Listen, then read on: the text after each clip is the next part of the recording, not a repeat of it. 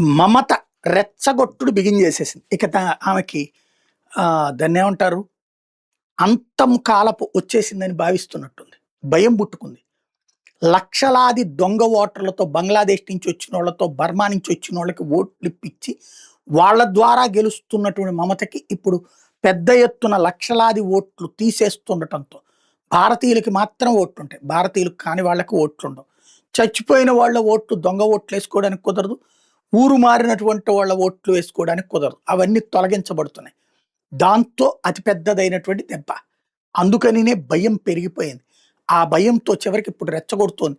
మహిళలందరూ మీరు జరిగితే గనక అట్ల కాడలు, అప్పడాల కర్రలు, ఇంట్లో ఉన్నటువంటి చీపిరి కట్టలు తీసుకుని రోడ్డు మీదకి రావాలి. ఇంట్లో గృహోపకరణాలు తీసుకుని రండి రోడ్డు మీదకి అన్నటువంటిది. అంటే మేబీ వీళ్ళ కార్యకర్తల చేత రేపు పొద్దున అట్లా చేయించే ప్రయత్నం. ఓ పక్కన బిఎల్ఓలను బెదిరించేసేసి మేము చెప్తే రాయమంటే కొంతమంది ఆత్మహత్య చేసుకున్నారు. అంటే వీళ్ళు ఎంత రాక్షసత్వంగా, ఎంత రౌడీజంగా ప్రవర్తిస్తారన్నది అర్థమవుతుంది. చివరికి సుప్రీంకోర్టు సీరియస్ అయ్యి సర్రు ఉండి తీరతది, ఎవడు ఆపడానికి వీల్లేదని తేల్చి చెప్పడంతో ఇక ఆమెకు ఆప్షన్ లేకుండా పోయింది. ఇక అందుకని సివిల్ వార్కి రెడీ అవుతుంది. లైక్ బంగ్లాదేశ్, నేపాల్ తరహాలో సివిల్ వార్ క్రియేట్ చేసే ప్రయత్నం చేస్తుంది. సీరియస్గా ఆలోచించాల్సిన సందర్భం వచ్చింది.